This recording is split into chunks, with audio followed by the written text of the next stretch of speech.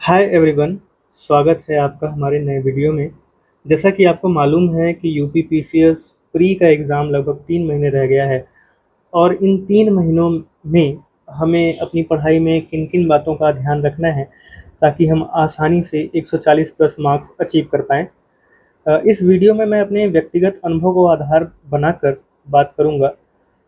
जैसा कि आप देख पा रहे हैं कि लगभग हर एग्ज़ाम में, चाहे वह यूपीएससी का हो, यूपी पीसीएस का हो या आरओ एआरओ का हो, मैंने कट ऑफ से 10 से 20 मार्क्स अधिक ही गेन किए हैं।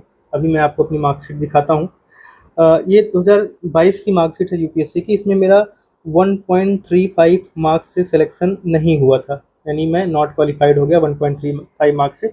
उस दौरान भी मेरी तैयारी में कोई कमी नहीं थी, बट कुछ-कुछ चीज़ें थी, जैसा मैं आगे वीडियो में आपको डिस्कस करूँगा। मैंने कुछ-कुछ गलतियाँ की, जो नहीं करता तो यहाँ भी मेरा सिलेक्शन हो जाता। इसके बाद ये 2024 की मार्कशीट है। यहाँ पे 108 नंबर मेरे हैं, जो कि कट ऑफ से 20 मार्क्स ऊपर हैं। 2023 के यूपीएससी में मेरे 93 मार्क्स थे, कट ऑफ 75 थी, यानी कि यहाँ 18 प्लस मार्क्स थे मेरे। ये 2024 यूपी पीसीएस की मार्कशीट है। मेरे 108 मार्क्स हैं, यानी कि लगभग 8 मार्क्स ऊपर हैं। आरओ एआरओ जो 2023 का हुआ था, उसमें मेरे 146 नंबर हैं, यानी कि यहाँ भी 10 से 15 मार्क्स ऊपर हैं। अभी हालांकि रिजल्ट तो आ गया, बट मार्कशीट नहीं आई है, तो अभी कितना नंबर एग्जैक्ट है नहीं बता सकता। इसी तरह यूपी पीसीएस की जो 25 की परीक्षा हुई थी, उसमें मेरे 139 नंबर थे और मेरा एसीएफ आरएफओ भी क्लियर हुआ था। तो मेरे पास अच्छा खासा अनुभव है कि कैसे कट ऑफ को क्लियर करते हैं और अच्छे मार्जिन से क्लियर करते हैं। तो इस वीडियो में मैं कोई हवा-हवाई बात नहीं करूँगा, बल्कि एक जो खुद द्वारा ट्राइड एंड टेस्टेड मेथड है, उसको आपसे साझा करूँगा। और इस मेथड को मैंने 3R का नाम दिया है। 3R का नाम, जिसे बाद में मैं अभी डिस्कस करता हूँ, बट इससे पहले हम कुछ बातों को ध्यान में रखना ज़रूरी है, समझते हैं। हो सकता है ये वीडियो थोड़ी लंबी हो जाए, तो अंत तक आप बने रहेंगे। और यकीन मानिए, अगर आप अंत तक बने रहते हैं और इस प्रक्रिया को पूरा समझ लेते हैं, तो आपको अपनी तैयारी में काफ़ी आसानी होगी। बट आगे अपनी स्ट्रेटजी डिस्कस करने से पहले हम थोड़ा-सा अपने टारगेट को देख लेते हैं कि हमको कितना टारगेट करना है। जैसा कि कहाँ गया? हाँ, ये है। जैसा कि आप पिछले 8 सालों के कट ऑफ को देखें यूपी पीसीएस के, तो आपको यहाँ पे हाईएस्ट 94 यहाँ पे, यानी कि 94 नेट क्वेश्चंस से ऊपर अभी तक कहीं भी किसी भी साल में कट ऑफ नहीं गई है। तो अगर हम 100 से 105 नेट क्वेश्चन टारगेट करते हैं, जो कुल मिलाकर लगभग 140 के करीब मार्क्स में कन्वर्ट होता है, तो हम हमेशा सेफ रहेंगे, हमेशा सेफ रहेंगे। और जैसे ही हम प्री का पेपर देकर आएंगे, तो हम इस ऊहापोह में नहीं रहेंगे कि यार कट ऑफ कितनी जा रही है और वो यूट्यूब चैनल ऐसा बता रहा है, वो यूट्यूब चैनल ऐसा बता रहा है।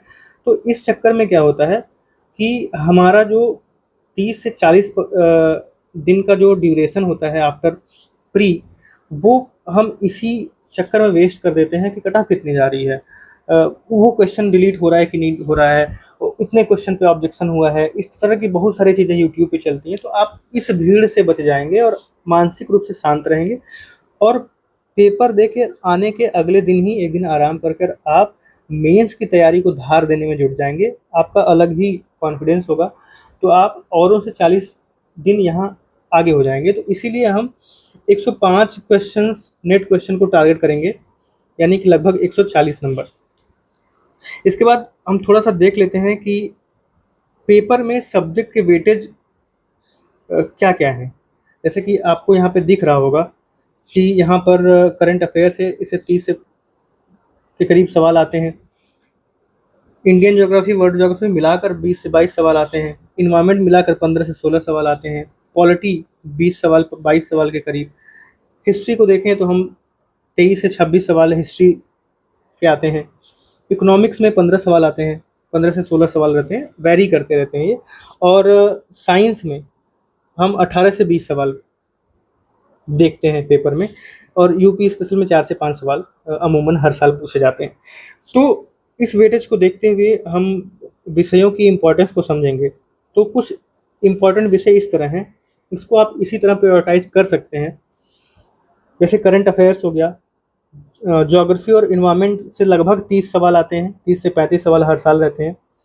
करंट अफेयर से 30 सवाल, 30 से 32 सवाल हर साल रहते हैं। पॉलिटी एक आसान और high scoring, high yielding topic है। इससे 20 से 22 सवाल आते हैं, बट ये काफ़ी आसान होते हैं और ये इसकी एक्यूरेसी इसमें स्टूडेंट्स की काफ़ी अच्छी होती है। तो पॉलिटी भी एक इम्पॉर्टेंट सब्जेक्ट है। फिर साइंस आता है। साइंस में आप देखेंगे जो बायो वाला सेक्शन है वो काफ़ी आसान पूछा जाता है। तो हम अगर साइंस को लेकर चलें, 18 से 20 सवाल साइंस से भी आते हैं। फिर हिस्ट्री आ गई। हिस्ट्री में 3 हिस्ट्री हैं, मॉडर्न हिस्ट्री, मिडाइवल हिस्ट्री और एंशिएंट हिस्ट्री। हमको मॉडर्न हिस्ट्री पहले करनी है, फिर मिडाइवल हिस्ट्री करनी है, फिर एंशिएंट हिस्ट्री करनी है, क्योंकि इसी वेटेज में सवाल पूछे जाते हैं। साथ ही कुछ लो हैंगिंग फ्रूट्स हैं जिनमें कम मेहनत पर अच्छे अंक लाए जा सकते हैं, जैसे कि एग्रीकल्चरल डेटा हो गया, मिनरल डेटा हो गया, प्रोडक्शन फिगर हो गए, टॉप स्टेट कौन सा है, जो माइनिंग स्टेटस कौन सा है, एफडीआई कितनी आई है, किस राज्य में ज़्यादा आई है, इनफ्लो फिगर कितना है, आउटफ्लो फिगर कितना है, इकोनॉमिक सर्वे के जो डेटाज आते हैं उनको हम थोड़ा सा देखेंगे। इन टॉपिक्स की विशेषता क्या है कि इनमें कम मेहनत लगती है और इसका रिवार्ड बहुत ज़्यादा होता है। तो अगर आप इनको भी थोड़ा सा ध्यान देंगे लास्ट के मंथ में, तो आपको यहाँ से 4 से 5 सवाल आसानी से मिल जाएंगे, जिसे आप कम मेहनत में भी अचीव कर सकते हैं। तो ये रही वेटेज की सवाल। एक बार फिर से मैं समराइज़ कर दूं। अगर हम ज्योग्राफी और इन्वायरमेंट को लेते हैं तो 35 सवाल के करीब, पॉलिटी 22 सवाल, करंट अफेयर्स 30 से 32 सवाल, साइंस 20 सवाल, हिस्ट्री 25 सवाल। इतना ही लेते हैं तो हम 130 क्वेश्चंस के करीब पहुंच जाएंगे। जाहिर सी बात है कि इसमें सारे क्वेश्चन तो आपको सही होंगे नहीं, कुछ सवाल गलत भी होंगे। तो जो सब्जेक्ट आपके मजबूत हैं उनमें लगभग 90%, 85 टू 90% एक्यूरेसी के साथ आगे बढ़ने का प्रयास रहेगा। जो क्वेश्चन आपका एवरेज है उसमें लगभग 50 से 60%, और जो आपका बिलो एवरेज है उसमें करीब 30 से 40% एक्यूरेसी रहेगी। तो आप आराम से 140 प्लस स्कोर कर पाएंगे।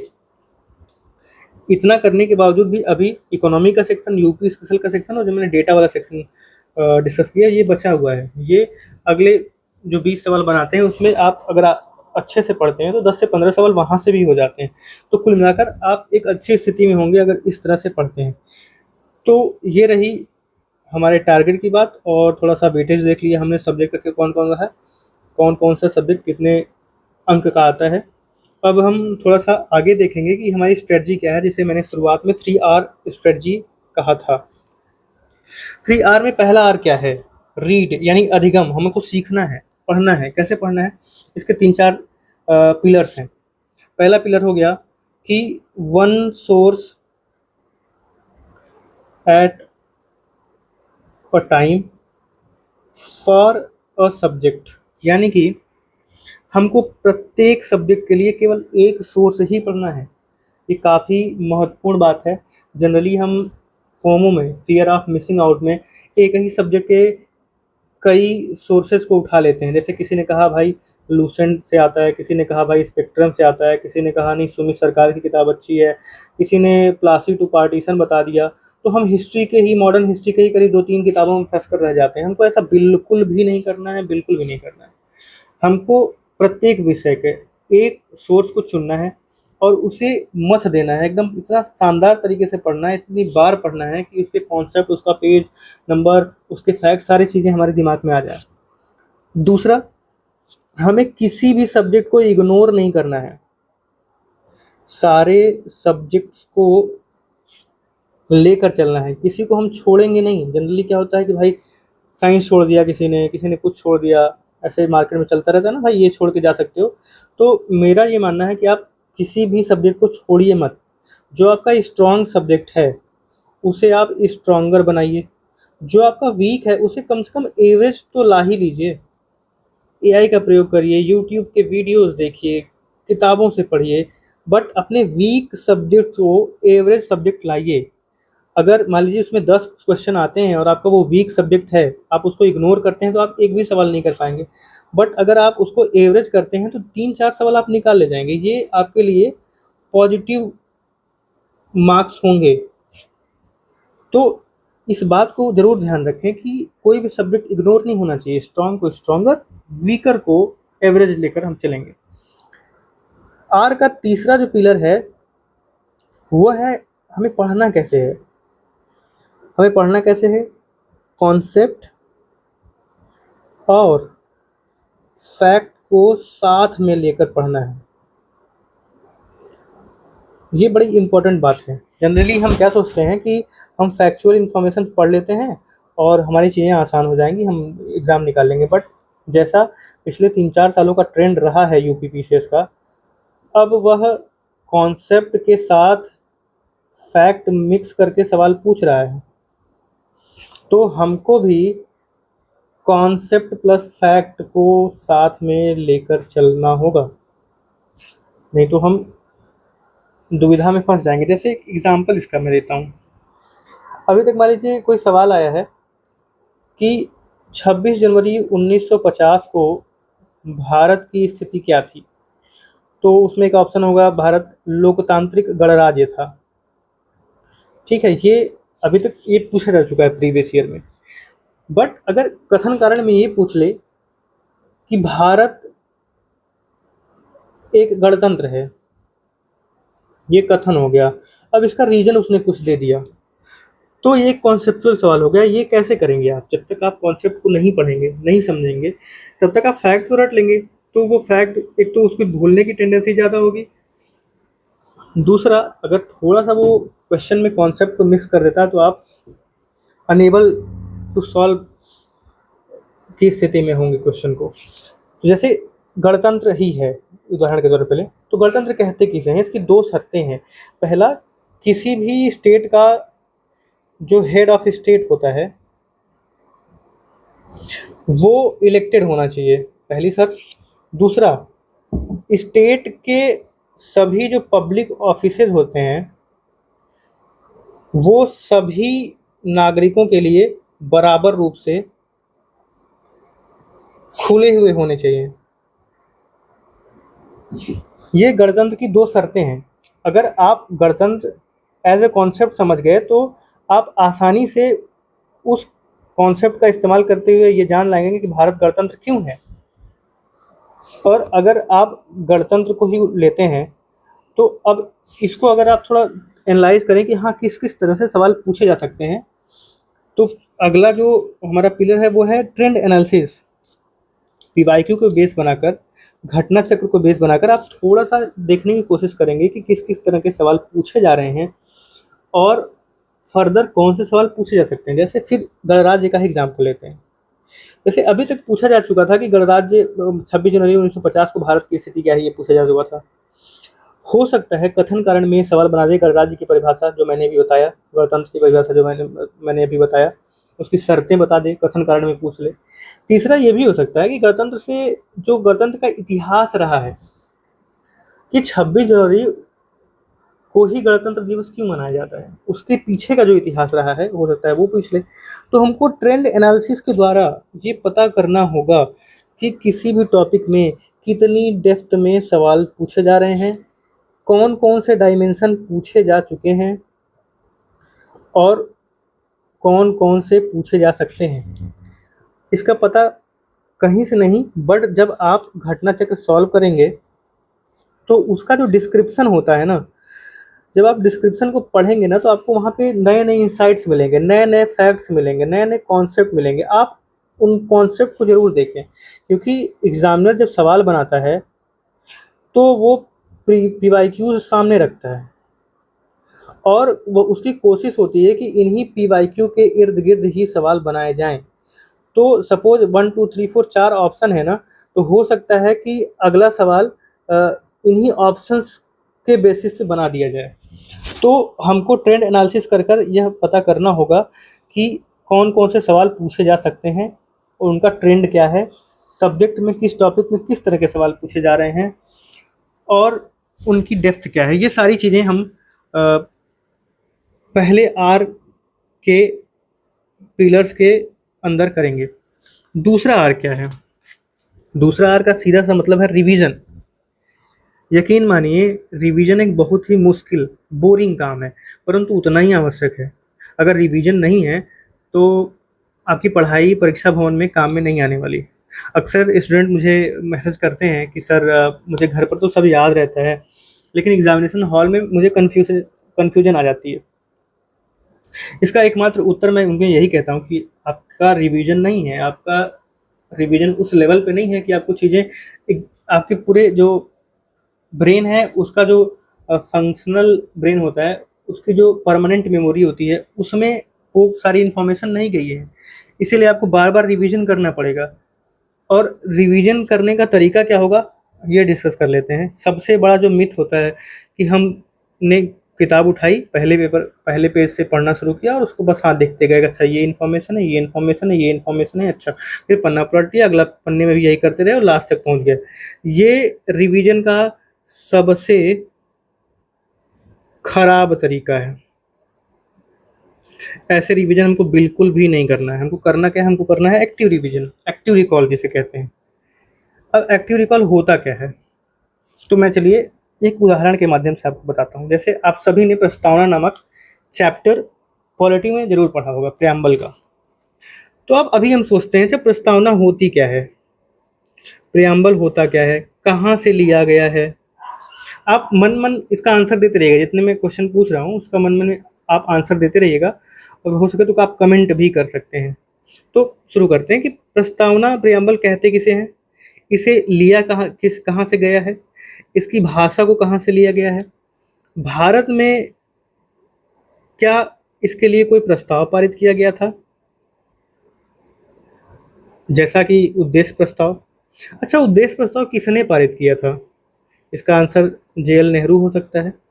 अच्छा, कब पारित किया था, कब प्रस्तुत किया था, और संविधान सभा ने उसे कब पारित किया? उस उद्देश्य प्रस्ताव में क्या क्या चीज़ें थी?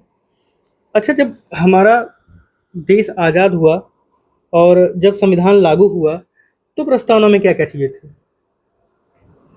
इसके बाद अच्छा, क्या प्रस्तावना प्रवर्तनीय है या यानी न्यायालय द्वारा उसे लागू कराया जा सकता है? ये भी एक सवाल है। क्या प्रस्तावना संशोधनीय है, क्या उसमें संशोधन हो सकता है? ये भी एक सवाल है। अगर हो सकता है तो कितनी बार हुआ है और क्या क्या संशोधन किया गया है? ये भी एक सवाल है। इस पे सुप्रीम कोर्ट का डायरेक्शन क्या है, उसकी गाइडलाइन क्या है? अच्छा, प्रस्तावना का जो संशोधन है वो साधारण बहुमत से होता है या विशेष बहुमत से होता है? इतनी सारी बातें हो गई। अच्छा, प्रस्तावना में कौन से शब्द कितनी बार इस्तेमाल किए गए हैं, न्याय कितनी बार आया है, किस किस तरह का न्याय आया है, स्वतंत्रता कितने तरीके की आई है, उनका क्रम क्या है, ठीक है। इसके बाद जो बंधुत्व का भाव है, स्वतंत्रता समानता का भाव है, उसकी परिभाषा मान लीजिए क्या है, संप्रभुता क्या होती है, इस तरह की चीज़ें हो गई। अब देखिए ये हो गया एक्टिव रिकॉल। अगर आपने अभी तक वीडियो सुना होगा तो मैंने जितने सवाल पूछे आपके मन में वो आंसर आ रहे होंगे बाहर की, हाँ हाँ इसका आंसर ये होगा, इसका आंसर ये होगा, इसका आंसर ये होगा। यही सेम प्रक्रिया आपको एक्टिव रिकॉल के दौरान अपने साथ करनी है। खुद से क्वेश्चन पूछने हैं और खुद से ये सोचना है कि क्या इसका आंसर मुझे आ रहा है। यदि इसका आंसर आ रहा है तो वो इन्फॉर्मेशन आपके परमानेंट ब्रेन में है, आप उसे एग्जामिनेशन हॉल में आसानी से ले जा सकते हैं और अच्छे तरीके से उसे डिलीवर कर सकते हैं। बट अगर जो सवाल आपको नहीं आ रहे हैं, इसका मतलब इन सवालों में या तो आपकी कॉन्सेप्चुअल क्लैरिटी नहीं है या फिर आप फैक्चुअली उस पॉइंट को रिकॉल नहीं कर पा रहे हैं। तो फिर आप वापस जाएंगे और अपना जो यहाँ पे आपने सोर्स पढ़ा है उस सोर्स से इस एक्टिव रिकॉल के माध्यम से जो नहीं रिकॉल हो पाया उसको फिर से पढ़ेंगे, फिर से रिवीजन करेंगे। इसे कहते हैं एक्टिव रिकॉलिंग। तीसरी बात, इस रिवीजन के दौरान आप जो जो भूल रहे हैं ना उसको एक नोट्स, क्रिस्प नोट्स बनाते चलें जैसे आपने एक्टिव रिकॉल में जो चीज़ें आपके दिमाग में हैं वो तो आपकी हैं ही, उसको लिखिए ना लिखिए कोई बात नहीं, बट जो चीज़ें आपके दिमाग में नहीं हैं, आप भूल रहे हैं, उसको एक शॉर्ट नोट बनाते चलिए, जिन्हें परीक्षा के 1 हफ्ते पहले आप आसानी से रिवाइज़ कर पाएँगे, अपनी गलतियों को सुधार कर पाएँगे। जनरली क्या होता है, जब आप परीक्षा के 7 दिन पहले होते हैं ना, तो आपके पास बहुत सारा अंबार होता है, पेपर 1 कह रहा हूँ, सब्जेक्ट में हिस्ट्री, पॉलिटी, ज्योग्राफी, इकोनॉमी, बहुत सारे सब्जेक्ट होते हैं और लगता है क्या पकड़ूँ, क्या छोड़ूँ, कैसे करूँ? अगर आपके पास क्रिस्प नोट्स रहेंगे, तो आप आसानी से उसको रिवाइज़ कर पाएँगे, और अगर आप आसानी से रिवाइज़ कर पाएँगे ना, तो आपका जो कॉन्फिडेंस होगा उस स्तर पर होगा कि आप एग्ज़ाम क्लियर कर लेंगे। आपके मन में ये धारणा बनने लगेगी कि हाँ, मेरा चीज़ें सही है, मैंने रिवाइज़ करा है, मैंने प्रक्रिया फ़ॉलो की है, मेरा एग्ज़ाम निकल जाएगा। और अगर ये धारणा आपके मन में आ गई, तो आप यकीन मानिए आपका एग्ज़ाम बिल्कुल निकल जाएगा। तो ये रही सेकंड आर की बात। अब थर्ड आर आता है। इसका मतलब है रिप्रोडक्शन, यानी कि आप अपने नॉलेज को कैसे रिप्रोड्यूस करते हैं। देखिए, पढ़ना तथा टॉपिक को समझना एक अलग स्किल है, तथा उस नॉलेज का इस्तेमाल करते हुए आंसर देना अलग स्किल है। हमें अपने नॉलेज को क्वेश्चन के अकॉर्डिंग रिप्रोड्यूस करना होगा और उत्तर देना होगा। अब यह स्किल आएगी कैसे? यह स्किल आएगी जब आप अपने नॉलेज को बार-बार टेस्ट करेंगे, बार-बार चैलेंज करेंगे, बार-बार मॉक्स लगाएँगे, पीवाईक्यू सॉल्व करेंगे, तो आपको अपनी कमियाँ पता लगेंगी।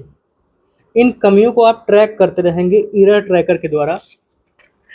आप एक डायरी बनाएँगे, उसमें नोट करते रहेंगे कि मैंने ये वाला टेस्ट लगाया था पॉलिटी का, उसमें मेरे 150 सवाल में से 70-80 सवाल तो मेरे बन गए, और करीब 20 से 30 सवाल थे मेरे जो कन्फ्यूजन वाले थे। मेरे नोट्स में तो थे, बट मुझे याद नहीं आया, रिवीजन नहीं है, तो उसको एक अलग कॉलम में लिखना है। और कुछ ऐसी चीज़ें होंगी जो आपको बिल्कुल नहीं आती होंगी, नई इन्फॉर्मेशन होगी, उनको एक अलग कॉलम में लिखकर कि हाँ, ये नई इन्फॉर्मेशन है, इन्हें हम यहाँ से उठाकर यहाँ पर कॉपी पेस्ट मार देंगे। यानी कि अपने रिसोर्स, यहाँ से जो नई इन्फॉर्मेशन मिलेगी अपने रिसोर्सेज में शामिल कर लेंगे। अब आप अपने गलतियों को ट्रैक कर रहे हैं और उसी बिंदु को बार-बार देख रहे हैं, तो आपकी गलती मिनिमाइज़ होती जा रही है और आप लगातार पॉजिटिव वे में जा रहे हैं, चाहे वो इन टर्म्स ऑफ नंबर हो या इन टर्म ऑफ नॉलेज हो। इसी के साथ जब आप रिप्रोडक्शन वाले फेज में होंगे, निष्पादन वाले फेज यानी थर्ड आर में, तो आप टेस्ट लगाते लगाते स्मार्ट रिस्क लेना सीख जाएंगे, लॉजिकल एलिमिनेशन करना सीख जाएंगे। एग्ज़ाम हॉल में आप कैसे रीजनिंग के द्वारा अपनी जो पेरिफेरल नॉलेज है, परिधीय ज्ञान है, उसका इस्तेमाल करते हुए क्वेश्चन को कैसे डिसाइफर करते हैं, उसका आंसर कैसे देते हैं। जैसे एक एग्जांपल मैं बताता हूँ। आरओ का पेपर था और कुछ ऐसा क्वेश्चन था कि कोई किसी राजा के बारे में पूछा था और ये दिया था कि वो साहित्य के बारे में बहुत अच्छा उन्होंने किताबें लिखी हैं, साहित्य के महान संरक्षक थे, संगीत इत्यादि में उनका काफ़ी योगदान था। ऐसे करके पूरा एक पैरा लिखा हुआ था और उसमें ऑप्शन ना राजा भोज दिया हुआ था, मिहिर भोज दिया हुआ था और 2 ऑप्शन और थे। अब जो जानता होगा मिहिर भोज और राजा भोज, पहली बात तो 2 भोज हैं, तो ऑप्शन तो इसी में से होगा, आंसर तो इसी में से होगा। दूसरा, जो राजा भोज हैं, अगर उनके बारे में किसी ने पढ़ा हो तो इतिहास में काफ़ी विद्वान राजा रहे हैं, काफ़ी विद्वान रहे हैं और कलाओं के संरक्षण में राजा भोज का नाम काफ़ी अग्रणी है।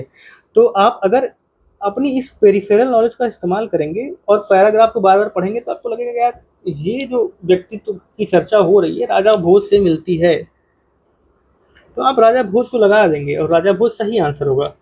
तो ये सारी जो टेक्निक्स होती हैं ना, ये आप जब टेस्ट सॉल्व करते हैं, बार-बार अपनी नॉलेज को चैलेंज करते हैं, पीवाईक्यू देखते हैं, तभी आपकी डेवलप होती हैं। जैसे मान लीजिए कोई 3-4 राजा दिया हुआ है, तो यार 3-4 राजा में जो इम्पोर्टेंट राजा होंगे लगभग आंसर उन्हीं में से होगा ना। अब ऐसे XYZ कोई भी उठा के लिख देगा तो जनरली वहाँ तक किसी की नज़र नहीं आती, एग्जामिनर की भी नहीं जाती, जो इम्पोर्टेंट व्यक्तित्व हैं वही पूछे जाते हैं।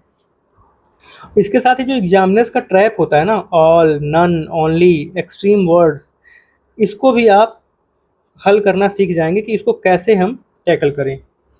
तो ये थर्ड आर जो है, ये आपको सिखाएगा कि आपको एग्जामिनेशन हॉल में कैसे डिलीवर करना है। उसके लिए जो कितनी तैयारियां होती हैं वो थर्ड आर के अंदर होंगी। तो अभी तक हमने 3 आर की स्ट्रेटजी डिस्कस कर ली है। इसमें रीड, रिवाइज एंड रिप्रोड्यूस, ये 3 चीज़ें हमने देख ली हैं। अब इन सब के साथ बाकी ये सब चीज़ें तो हो ही गई हैं। इस सब के साथ आपको जो सबसे इम्पोर्टेंट चीज़ है वो रखना है विश्वास खुद पर, अपनी मेहनत पर, अपने ज्ञान पर, अपने द्वारा की जा रही प्रक्रिया पर, अपनाई जा रही प्रणाली पर।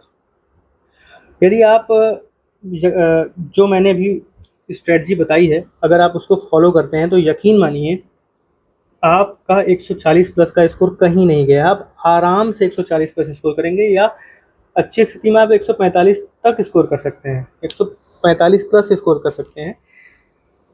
कोई बड़ी बात नहीं है। अगर आप इसको बेहतरीन और ईमानदारी पूर्वक फॉलो करेंगे तो 140 प्लस स्कोर लाना 100% संभव है। अभी इस वीडियो में इतना ही। सकारात्मक रहें, अध्ययनरत रहें, खुश रहें। मिलते हैं किसी नेक्स्ट वीडियो में किसी नए टॉपिक के साथ। इसमें हमारी कोशिश रहेगी कि आपकी तैयारी को कैसे आसान बनाया जा सके।